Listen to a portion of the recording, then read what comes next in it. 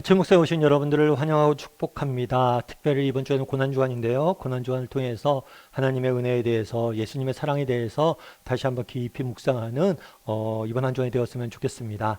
오늘은 공의 앞에 서신 예수님이란 제목을 가지고 마가복음 14장 53절부터 71절까지 말씀을 좀 살펴봤으면 좋겠습니다.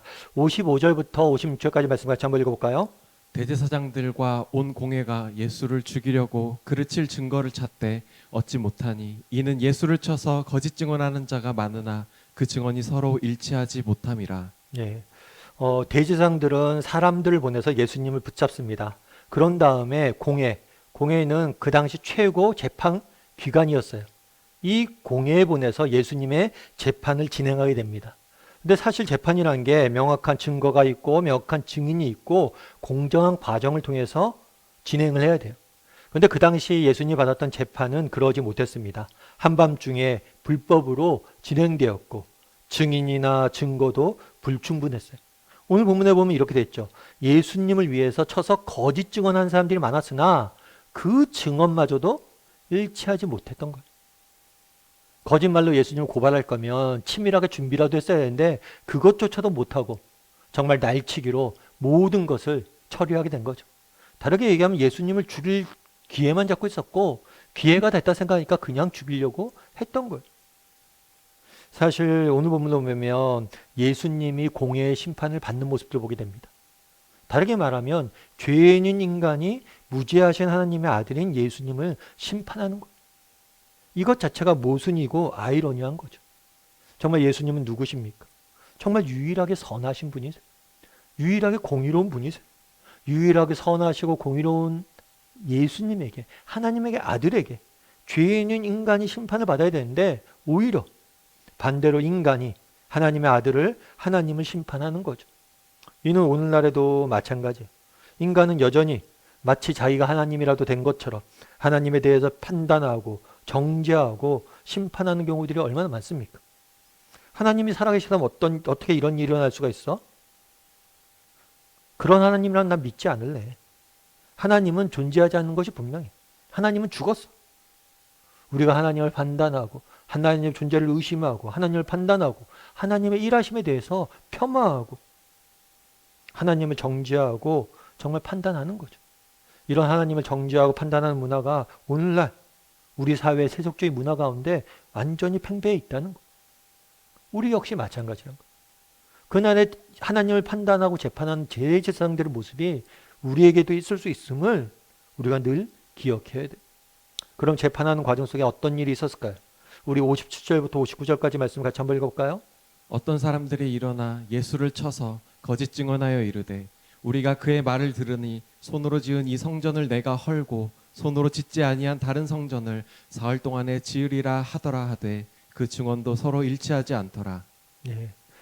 거짓 증언 중에 하나가 있었어요. 그건 뭐냐면 예수님께서 이 성전을 헐면 사흘 만에 다시 지을 것이라는 말을 했다는 거죠. 물론 이런 거짓 증언조차도 일치하진 않았어요. 그런데 실제로 그럼 예수님이 이런 말씀을 하셨을까요? 예, 실제로 하셨어요. 하지만 예수님이 그때 하신 말씀은 단순히 눈에 보이는 성전을 의미하는 것이 아니었어요.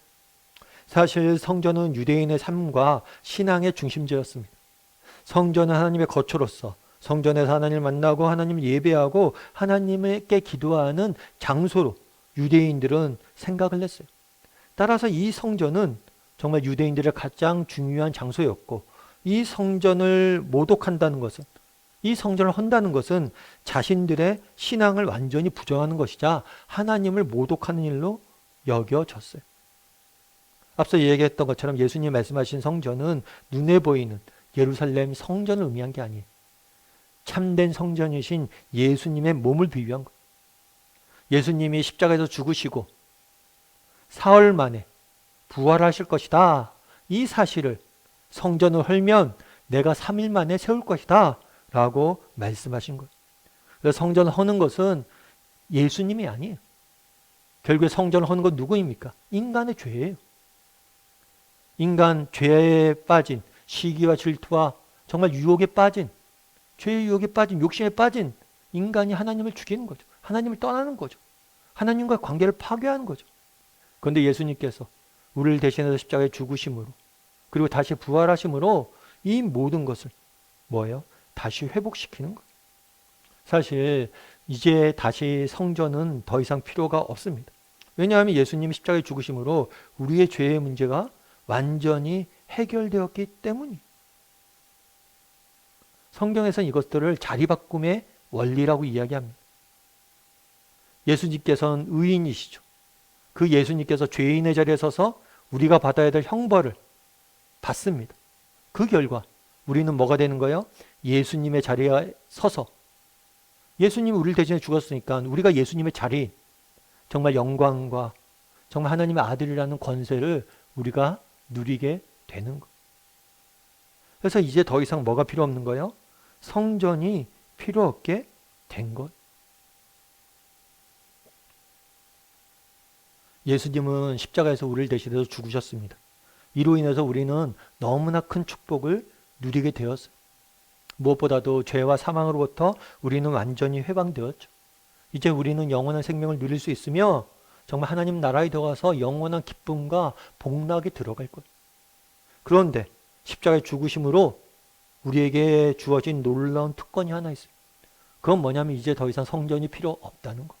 성전이 헐어졌다는 거예요. 새로운 성전이 생겼다는 거예요. 그 새로운 성전은 무엇입니까? 예수님이에요. 그래서 예수님의 공로에 힘입어 우리는 언제든지 하나님 앞에 나아가 하나님을 만나고 그분과 교제 나눌 수 있게 된 것. 이제 더 이상 성전이 없이도 하나님과 언제든지 교제 나누고 기도하고 함께 할 수 있는 것. 과거에는 성전에 나가서만 예수님을 봤어야 돼요. 하지만 이제 그렇지 않다는 것. 이제 성전이 없어도 언제든지 우리는 하나님 앞에 나아갈 수 있는 축복을 누리게 된 거죠. 그런데 안타까운 점은 이것이 얼마나 놀라운 특권인지 은혜인지 모른다는 것. 정말 예수님께서 십자가에 죽으심으로 이제 하나님과 우리를 가로막고 있던 죄와 정말 그 사망의 벽들이 다 무너지고 이제 언제든지 자유롭게 예수님 앞 하나님 앞에 나가서 교제 나눌 수 있고 기도할 수 있고 예배할 수 있는데 이것이 얼마나 큰 특권인지 모른다는 거죠. 예전에 오카노 목사님께서 저는 개척하기 전에 오카노 목사님 모시고 사역했는데 오카노 목사님께서 설교 때 이런 말씀을 하신 적이 있어요. 뭐라고 하셨냐면 저는 주 안에서 항상 기뻐했던 한 사람을 찾으라면 주저하지 않고 주일학교 선생님을 꼽을 수 있습니다. 주일학교 선생님이 기억에 난다는 것. 그분은 초등학교도 제대로 배우지 못한 나오지 못한 여선생님이었습니다. 주일학교 여선생님이었는데 초등학교도 제대로 된 교육도 못 받은 거죠. 그 당시에는 몰랐는데 그분은 제 신앙생활에 있어서 결정적인 영향력을 주었던 분입니다. 그분은 너무나 가난했습니다. 조그만 초가집 외에 가진 것이 하나도 없었습니다. 무능한 남편을 만나 평생 그를 십자가로 짊어지고 사셨습니다. 게다가 자식들이 많아 그 고생은 이루 말할 수 없었습니다. 부산으로 옮겨 용두산 및 피난민들의 판자촌에 끼어 살 때입니다.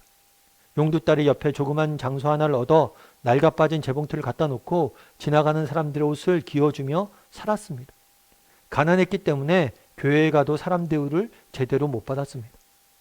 그럼에도 불구하고 제가 그분을 만날 때마다 또 그분을 생각할 때마다 마음에 기억되는 것이 있다면 그분의 얼굴에는 항상 기쁨이 충만했다는 것입니다.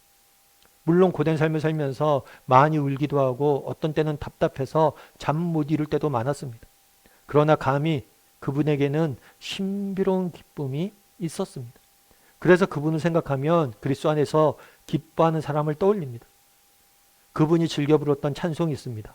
내 주를 가까이 함은 십자가 증 같은 고생이나 내 일생 소원은 늘 찬송하면서 주께 더 나아가길 원합니다. 내 주를 가까이 함은 주께 더 나아가길 원합니다. 주님을 가까이 함, 나와 함께 하신 하나님, 주님, 그 주님을 느낄 때 우리는 어떤 환경 속에서도 기뻐할 수 있는 겁니다. 정말 힘들고 어렵고 적군 속에 사는 여선생님을 보면서 참 도전이 됐던 게 뭐냐면 그 힘들고 어려운 상황 속에서도 웃음을 잃지 않는다. 기쁨을 잃지 않는다. 그 비결 원천이 어디에 있느냐? 내 주를 가까이 하면 내가 주님께 더 가까이 나아가게 씁니다라는 고백에 있다는 것. 여러분 그날에 예수님께서 성전을 헐라 내가 3일 만에 다시 세울 것이다. 새로운 성전을 너희가 짓지 않은 성전을 내가 세울 것이다 말씀하셨어요. 정말 예수님의 십자가의 죽으심으로 우리는 더 이상 성전이 필요 없습니다. 언제든지 하나님 앞에 나가서 만나서 교제 나눌 수 있어요. 그것이 얼마나 큰 축복인지 알아야 된다는 거. 근데 우리의 문제는 뭡니까? 이것이 얼마나 큰 축복인지 모르고 나아가서 만나지 못하는 거. 그러다 보니까 하나님이 주시는 은혜와 기쁨을 맛보지 못하는 거. 정말 옥하는 목사님이 인용하신 이 주일학교 선생님처럼 정말 주 앞에 더 가까이 나가기 노력한다면 우리는 영원한 기쁨을 잃지 않을 거. 바라긴 한번 돌아봤으면 좋겠어요. 정말 나는 얼마나 정말 하나님 앞에 나아가서 언제든지 나가서 성전 없이 언제든지 나가서 교제 나눌 수 있고 기도할 수 있다는 걸 얼마나 큰 특권인지 알고 있는지. 그리고 정말 하나님 앞에 나아가서 날마다 나아가서 교제 나누고 기도할 줄 아는 저나 여러분이 되기를, 그래서 하나님이 주시는 은혜를 맛볼 줄 아는 저나 여러분이 되기를 주님의 이름으로 소원합니다. 우리 다시 함께 기도했으면 좋겠는데요. 기도하실 때 오늘 말씀 기억하면서 기도했으면 좋겠습니다. 그날에 정말 예수님은 부당한 재판을 받으셨습니다. 누가 누구를 심판하고 재판합니까? 혹시 내게도 이런 모습은 없는지, 정말 하나님을 판단하고 정말 하나님을 정죄하는 그런 모습은 없는지 우리에게도 돌아보게 해달라고 기도했으면 좋겠습니다. 또한 그날에 예수님께서 말씀하십니다. 내가 이제 십자가에 죽으심으로 이 성전을 헐게 될 것이고 너희가 짓지 않은 성전을 내가 새롭게 세울 것이다. 이제 예수님의 십자가의 죽으심의 은혜로 우리는 언제든지 하나님 앞에 나아가 교제 나눌 수 있고 하나님을 만날 수 있습니다. 이것이 얼마나 큰 특권이고 은혜이고 축복인지 우리가 깨닫게 해달라고. 그리고 날마다 하나님 앞에 나아가 만나고 교제 나눌 수 있는 사람이 되게 해달라고. 그래서 그 하나님과의 교제가 주는 기쁨을 맛보는 사람들이 되게 해달라고. 이 시간 오늘 말씀 기억하면서 한 목소리로 같이 기도하도록 하겠습니다. 같이 기도하시겠습니다. 사랑하시는 하나님 아버지,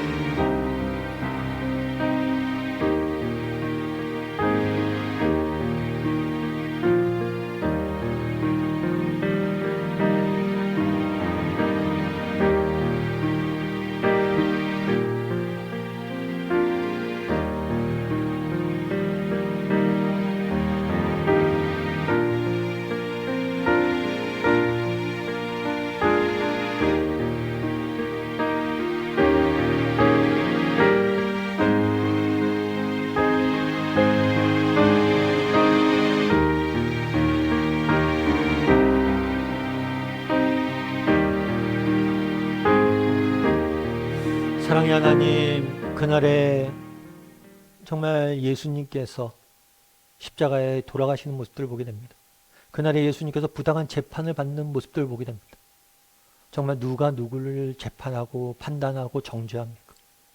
죄인인 인간이 어떻게 선하신 하나님을 판단합니까? 그런데 혹시라도 우리에게도 이런 모습이 없는지 돌아보게 도와주시옵소서. 하나님에 대해서 내가 판단하고 하나님을 제한하는 그런 나의 모습은 없는지 돌아보게 도와주시옵소서. 아버지, 그날에 하나님께서 예수님께서 새로운 성전을 지으셨다 이야기합니다. 정말 우리는 언제든지 십자가의 공로에 힘입어 하나님 앞에 나아갈 수 있습니다. 이것이 얼마나 큰 특권이고 축복인지 기억하게 도와주시고 날마다 하나님 앞에 나아가 정말 교제 나누고 하나님 앞에 나아가 기도할 줄 아는 자들이 되게 도와주시옵소서. 이렇게 교제 나누고 기도할 수 있다는 것이 얼마나 큰 은혜인지 잊지 않고 이 자리를 소중히 여길 줄 아는 사람이 되며 또 하나님이 주시는 교제를 통해서 주시는 은혜와 능력으로 세상 속에 승리하는 우리 모두가 될 수 있도록 참된 기쁨과 평안을 맛볼 줄 아는 사람이 될 수 있도록 주여 붙잡아 주시옵소서. 네, 감사를 드리며 모든 말씀 예수님의 이름으로 기도드립니다. 아멘.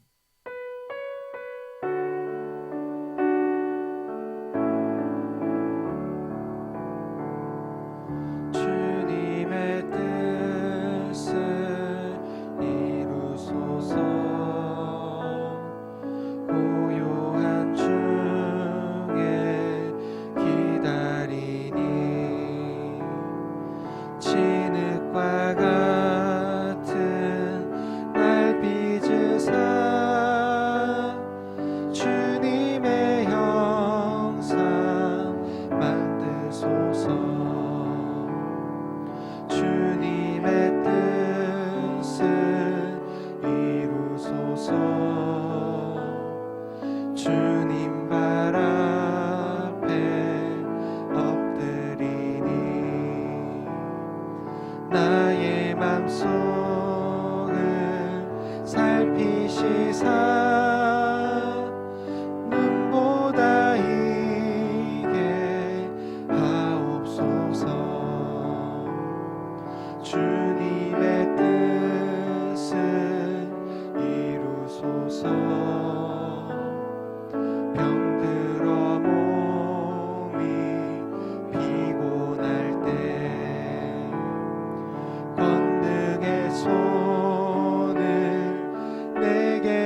사